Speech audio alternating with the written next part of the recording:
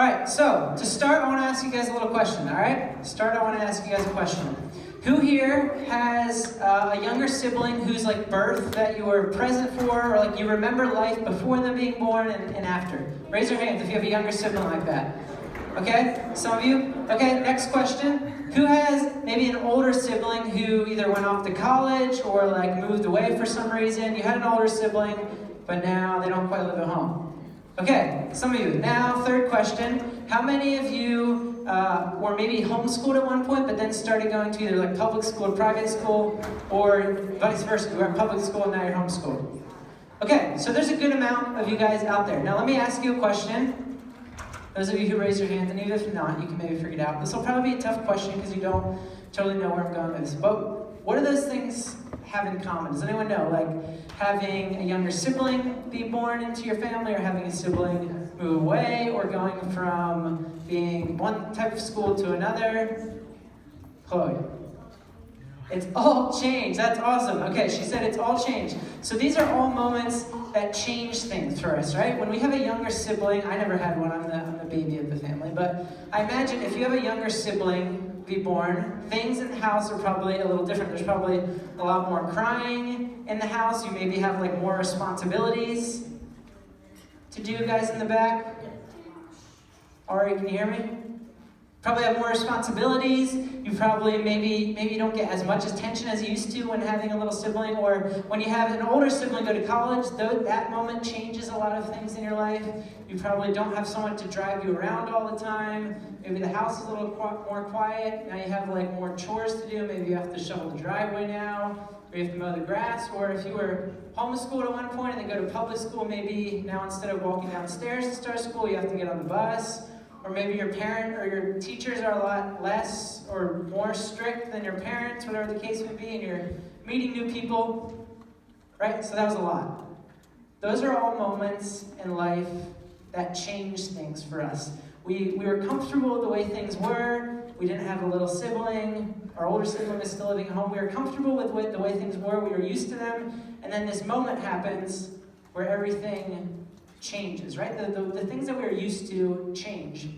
And I think we all have these moments in life, whether you relate to any of those three, where you have a different moment. You can relate to a moment that something happened where like your life just like looked different after, right? It just changes. And I had one of those moments when I was about 9th or 10th grade. I had this moment that just changed my entire outlook on life. And for the very first time in my life, I had Chick-fil-A, right?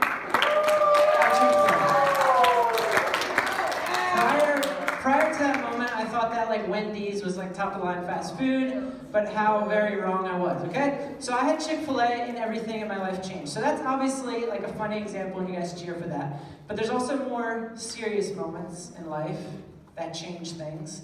I can remember a day when I was in 1st grade. It was the very beginning of the school year, and it was like a beautiful, beautiful fall day outside. I was walking home from school. Day was over just like I do every other day of school. And I walk into my house, and from a distance I can see that my dad's car is in the driveway, which is kind of strange because my dad usually worked and he usually got home around dinner time, but it was like 3 o'clock or whatever. And so from a distance I could see my dad's car was there. I was like, it's kind of strange, like dad's not usually home. I was like, okay, whatever. So I walk into the house, and then I can hear that I have a TV right when you walk in. There's my kitchen on the left, and then my family room's on the right, and there's a TV in both of them. And I could hear that the TV was turned on in both of them, which is weird. It's like you really only need one. And weirder than that, they're both turned on to the same channel. And it was a news channel, and over and over and over again, it was playing this video of a plane crashing into a building. Now, a lot of you weren't even born for this day. I was still young, but September 11th, 2001, was a day when everything in the world changed. I was probably too young to totally realize what that meant, but somehow I knew, like, from this moment on, things are gonna look very different. This is a moment that is gonna change things in the world, and it proved to be so. Things in the world changed. And so over the next few weeks, we're gonna be looking at another moment that changed everything, and that's the life, this represents life, the death and the resurrection of Jesus. The life, the death, and the resurrection of Jesus changes everything. And we're going to explore it from beginning to end, how Jesus' life changes, just like these moments in time, whether it's Chick-fil-A or a more serious moment where things in the world change. Jesus' life changes things for us, and we're going to look at how that is the case. So wherever you stand with Jesus, whatever you believe about him, whether you love him and follow him with everything that you have, or you don't care about Jesus at all, wherever you stand on that spectrum, you can't deny that Jesus' life changed things in the world. The moment in history that Jesus was alive changed everything in the world. In fact, it split the entire history of time into two pieces, right? Jesus' life split all of time into two pieces. Even for non-Christians, for Christians, it split the world into two pieces. The birth of Jesus. The only reason that we say we're in the year 2017 is why? Because we're what? 2017 years away from the birth of Jesus. And all of the world subscribes to that time as being a moment, whether they follow Jesus or not.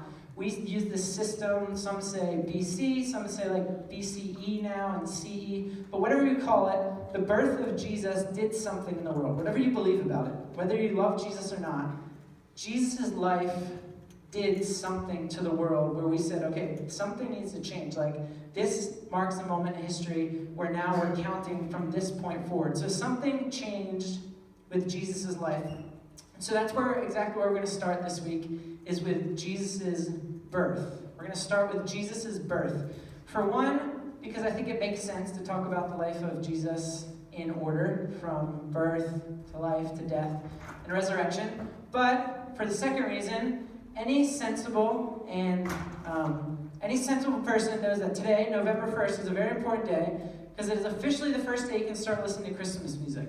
Okay? November 1st. Does anyone disagree?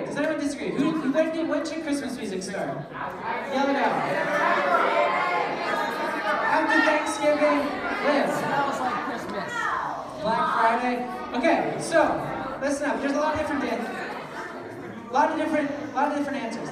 But November 1st is widely known, at least in my world, as the first day that you can start listening to Christmas music without anyone criticizing you, okay? So, for that reason, we're going to talk about the Christmas story, right? Jesus' birth, the Christmas story. It's also National Vegan Day. Thank you, Sarah. Okay, so, the Christmas story. Now, when I say the Christmas story, you probably have a picture in your head of what the Christmas story means. You probably heard all about Christmas your entire life. You probably have this idea of what it looks like. But I think the Christmas story that I grew up being taught, I think is one that has been really sanitized.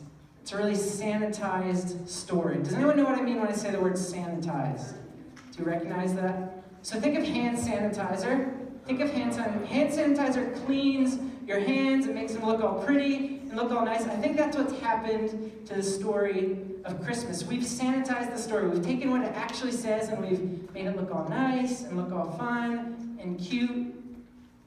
I want to show you guys an example of what I mean by this, by sanitizing the Christmas story. You guys know I love these little animated videos, maybe. So I'm going to show you guys a little video, and it's of the Christmas story. So it's just a quick snippet of the Christmas story, but keep in mind that word sanitize when I show it. I think it's the next slide, so it should just come on. There's some sound, Nate, if you're ready for the sound. But here it is, okay? The Christmas story as shown by this video.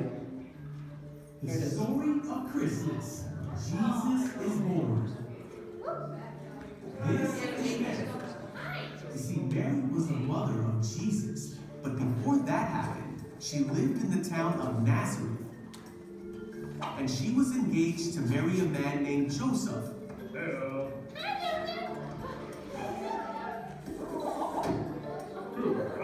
Mary got pregnant by the power of God. Wait, what?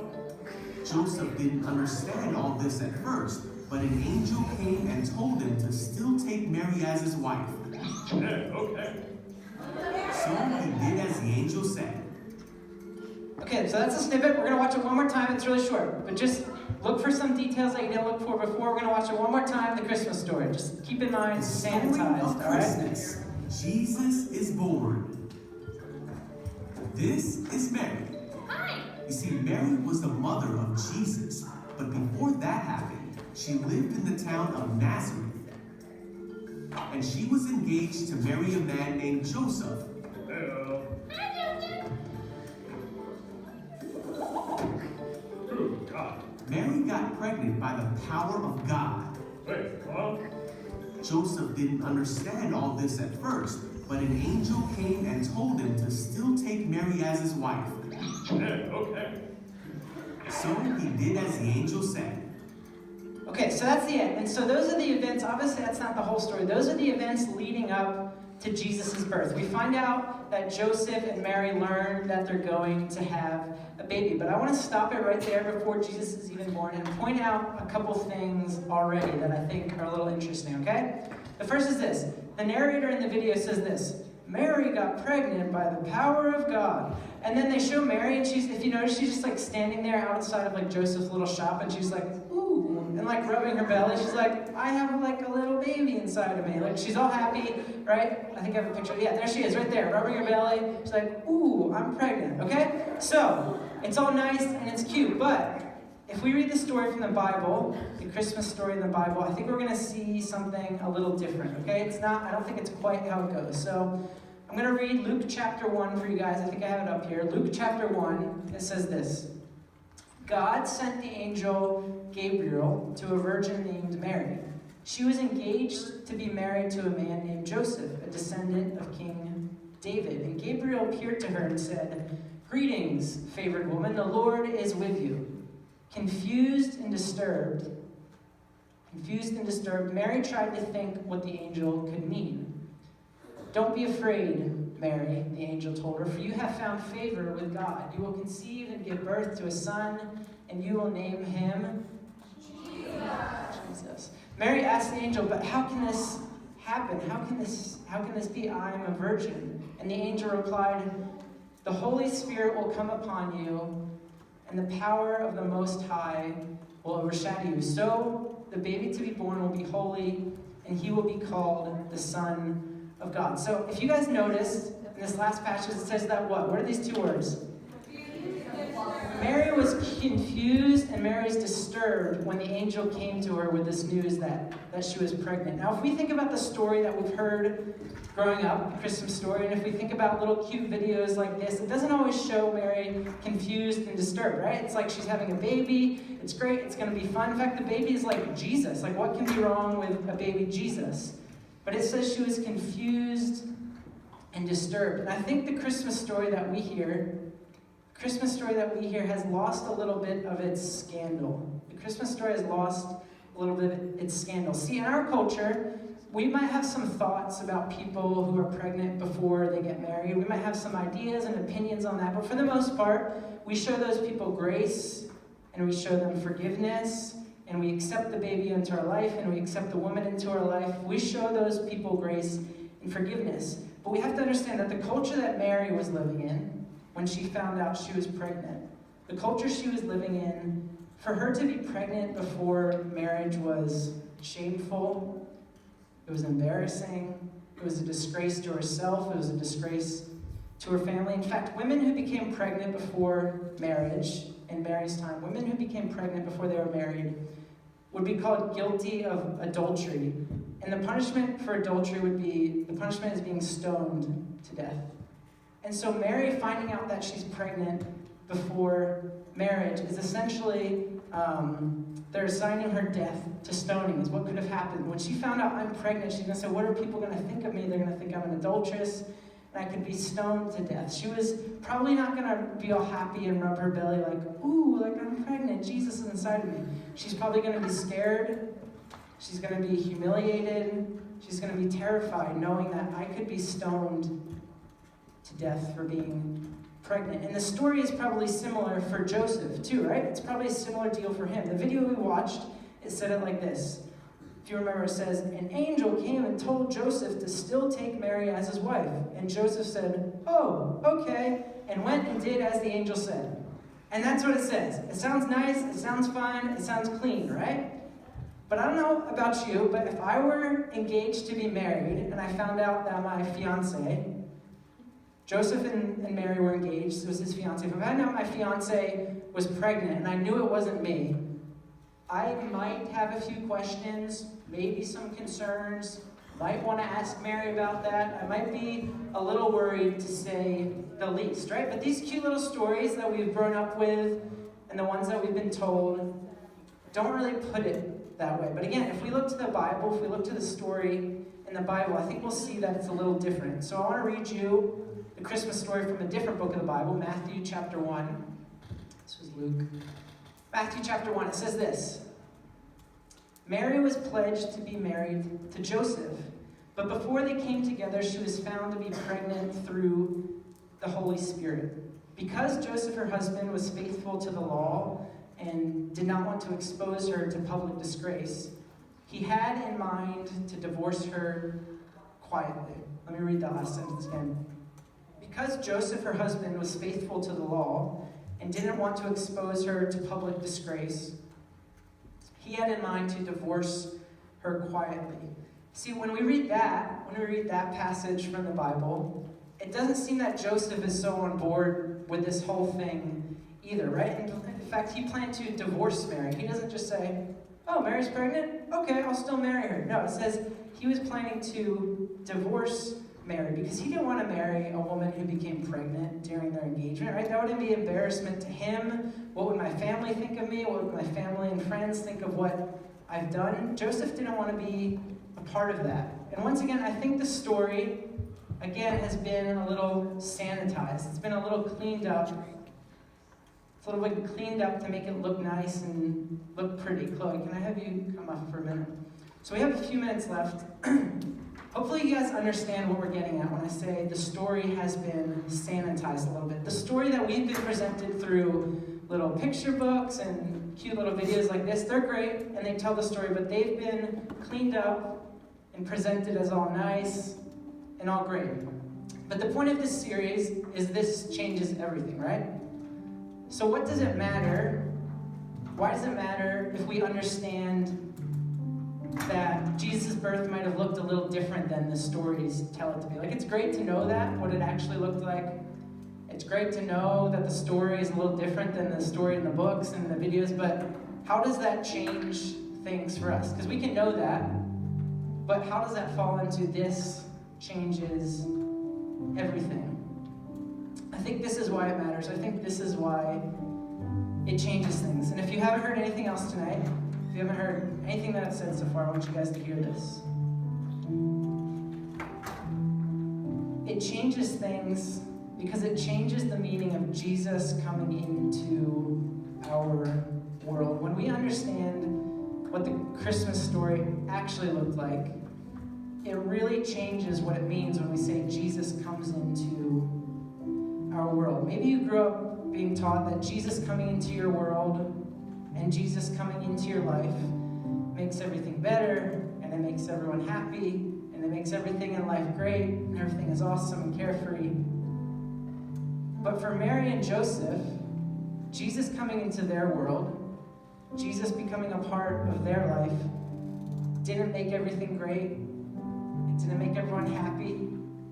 It didn't take away all of their problems. In fact, just the opposite of those things happened. It brought challenges for them, for their family.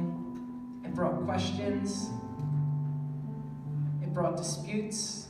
It brought accusations. See, Jesus being a part of our life, Jesus coming into our life, us having Jesus inside of us, a lot like Mary did.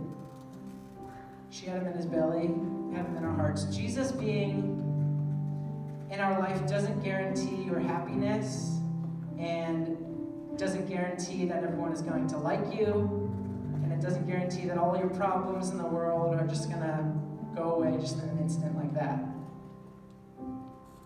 But it does mean that you now have the hope of the world inside of you. It means that no matter your circumstances around you, the situations surrounding your life, if your friends don't like you, if you're not getting along with your family, if you feel lonely, if you didn't make that team you wanted to be a part of,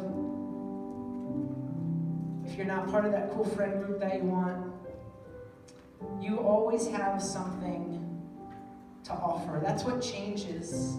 That's what Jesus' birth, that's how it changes everything. That no matter what the circumstances around us, we now always have something to offer people. The hope of the world, Jesus inside of us. Jesus coming into our world, we talk a lot about that phrase around Christmas, coming into our world, is no longer about, when we understand how the story actually goes, it's no longer about all the great things that we get out of it and how amazing our life is going to be and how clean and tidy our life is now going to look because we have Jesus inside of it, right? When we understand the real story, it changes our perspective from that one that says everything's going to be great to, hey, it's now about what I have to offer to others. It's about this gift of love and of hope and of peace that I have inside of me that I can now offer to others no matter what my circumstances might be. If people are accusing me of things, if they don't like me, probably like they did Mary and Joseph, I still have this gift inside of me. This gift of Jesus. And that's what changes, I think, when we understand the real way that Jesus entered the world and the circumstances surrounding that. That's what changes. We change our attitude from, okay, well, Jesus, what does like you coming into my life mean for me? Like, what can I get out of it? How is my life going to be better? It changes us from that mindset to, okay, Jesus, what can I give to people now? Life might look a certain way, but how can I offer this gift inside of me to others? So I want everyone to close their eyes.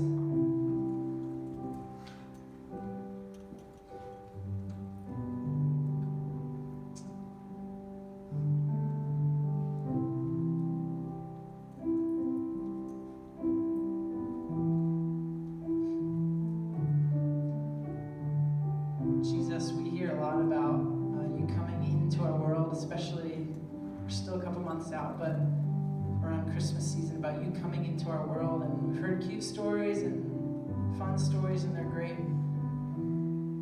But when we look to the Bible and look to the Word, it looks a little different than what we're used to, maybe.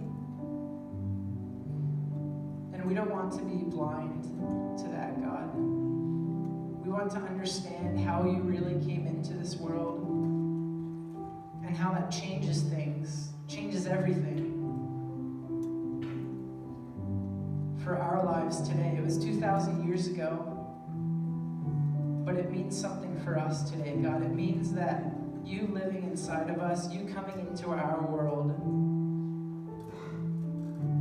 it gives us something to offer to the world. I can't imagine what Mary must have felt like at risk of being stoned to death, but knowing that she had the hope of the world inside of her, what that must have been like for her. So would you give us a sense of that feeling, God, of what it's like to understand that, hey, everything in life isn't awesome, isn't going to be great all the time. There'll be good days and there'll be bad days. But in the midst of that, God, we have something to offer the world, and it's Jesus, and it's his love, and his peace. When there's a lot of chaos and division and violence in the world, we always have something to offer. That's how your birth changed things, is that we now always have something to offer, Jesus. So would you teach us what it means to always offer this gift of love, this gift of you to Jesus, this gift of you, Jesus, despite what our outside circumstances might be, despite what people think of us, despite what we think of ourselves, would you give us an attitude that says, God, my life is now about the gift that I can give to others. It's not all about what people can give to me and what you can give to me, God, but it's about what I can give to others. Thank you that your birth changes everything for us.